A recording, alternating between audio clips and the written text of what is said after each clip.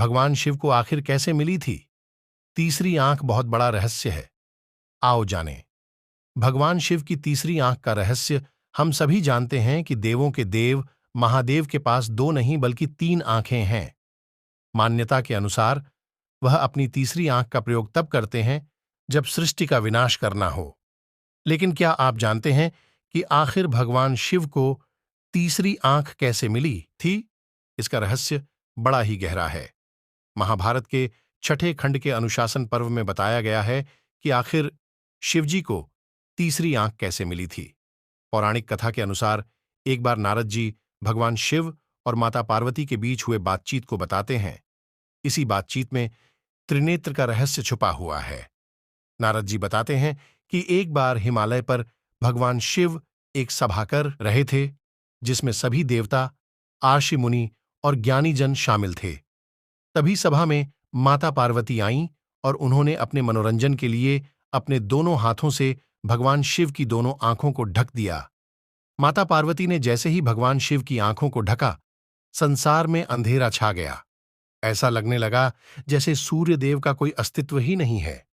इसके बाद धरती पर मौजूद सभी जीव जंतुओं में खलबली मच गई। संसार की ये दशा भगवान शिव से देखी नहीं गई और उन्होंने अपने माथे पर एक ज्योतिपुंज प्रकट किया जो भगवान शिव की तीसरी आंख बनी। बाद में माता पार्वती के पूछने पर भगवान शिव ने उनसे बताया कि अगर वो ऐसा नहीं करते तो संसार का नाश हो जाता, क्योंकि उनकी आंखें ही जगत की पालनहार हैं। बिल्व पत्र की विशेषता, आओ जानें। भगवान शिव की पूजा में बिल्व पत्र यानी बेलपत्र का विशेष महत्व है। महादेव एक बेलपत्र अर्पण करने से भी प्रसन्न हो जाते हैं, इसलिए तो उन्हें आशुतोष भी कहा जाता है। बिल्व तथा श्रीफल नाम से प्रसिद्ध यह फल बहुत ही काम का है। यह जिस पेड़ पर लगता है वह शिवद्रुम भी कहलाता है। बिल्व का पेड़ संपन्नता का प्रतीक, बहुत पवित्र तथा समृद्धि देने वाला है। बेल के पत्ते शंकर जी का आहार माने गए हैं, इसलिए भक्त लोग बड़ी श्रद्धा से इन्हें महादेव के ऊपर चढ़ाते हैं। शिव की पूजा के लिए बिल्वपत्र बहुत जरूरी माना जाता है। शिव भक्तों का विश्वास है कि पत्तों के त्रिनेत्र स्वरूप तीनों पर्णक शिव के तीनों नेत्रों को विशेष प्रिय हैं। भगवान शंकर को बिल्वपत्र बेहद प्रिय हैं। भांग धतूरा और बिल्वपत्र से प्रसन्न होने वाले केवल शिव ही हैं। शिवरात्रि के अवसर पर बिल्वपत्रों से विशेष रूप से शिव की पूजा की जाती है। 3 पत्तियों वाले बिल्वपत्र आसानी से उपलब्ध हो जाते हैं, किंतु कुछ ऐसे बिल्वपत्र भी होते हैं जो दुर्लभ पर चमत्कारिक और अद्भुत होते हैं। बिल्वाष्टक और शिव पुराण बिल्वपत्र का भगवान शंकर के पूजन में विशेष महत्व है, जिसका प्रमाण शास्त्रों में मिलता है। बिल्वाष्टक और शिव पुराण में इसका स्पेशल उल्लेख है। अन्य कई ग्रंथों में भी इसका उल्लेख मिलता है। भगवान शंकर एवं पार्वती को बिल्वपत्र चढ़ाने का विशेष महत्व है। मां भगवती को बिल्वपत्र, श्रीमद् देवी भागवत में स्पष्ट वर्णन है कि जो व्यक्ति मां भगवती को बिल्वपत्र अर्पित करता है वह कभी भी किसी भी परिस्थिति में दुखी नहीं होता।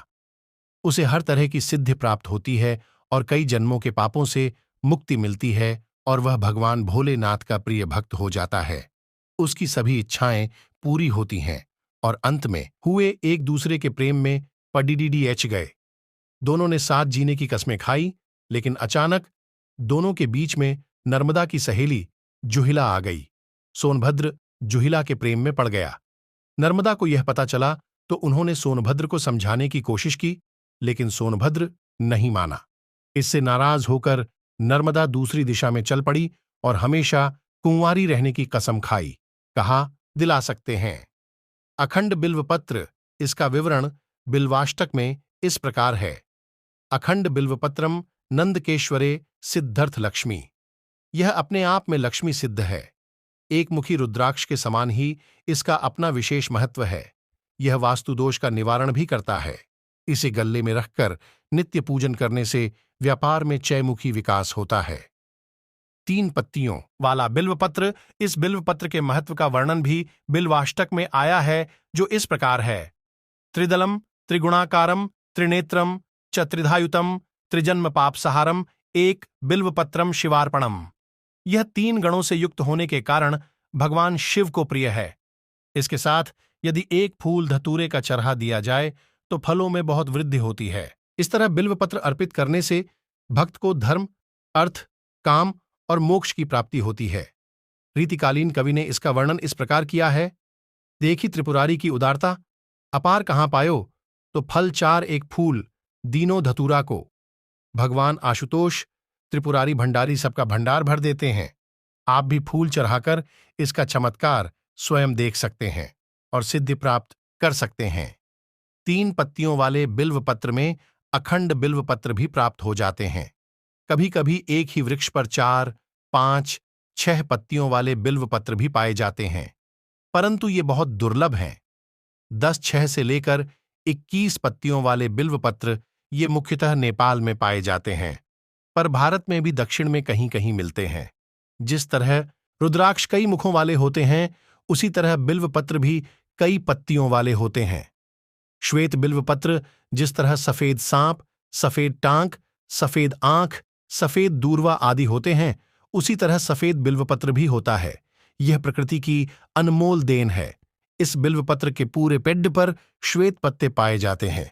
इसमें हरी पत्तियां नहीं होती। इन्हें भगवान शंकर को अर्पित करने का विशेष महत्व है। कैसे आया बेल वृक्ष? बेल वृक्ष की उत्पत्ति के संबंध में स्कंद पुराण में कहा गया है कि एक बार देवी पार्वती ने अपनी ललाट से पसीना पोंछकर फेंका, जिसकी कुछ बूंदें मंदार पर्वत पर गिरीं, जिससे बेल वृक्ष उत्पन्न हुआ। इस वृक्ष की जड़ों में गिरिजा, तना में महेश्वरी, शाखाओं में दक्षायणी, पत्तियों में पार्वती, फूलों में गौरी का वास माना गया है।